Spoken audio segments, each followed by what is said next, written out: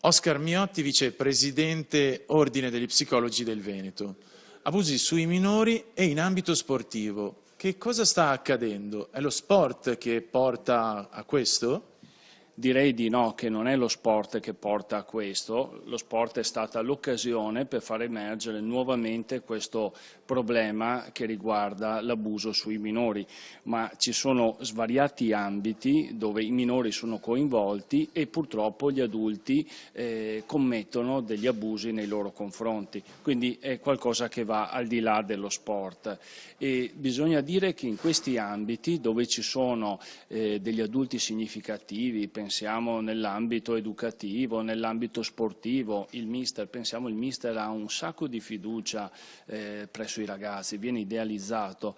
Allora se tra queste persone, tra questi educatori si nascondono delle persone malintenzionate, dei pedofili, questo è un problema, ma non si può generalizzare allo sport. Miotti, ma visto che i ragazzi devono sostenere delle visite per accedere, insomma, alle attività sportive, per chi ha una responsabilità così importante, fare delle visite, accertamenti da psicologi per vedere se, insomma, è tutto a posto, non sarebbe il caso?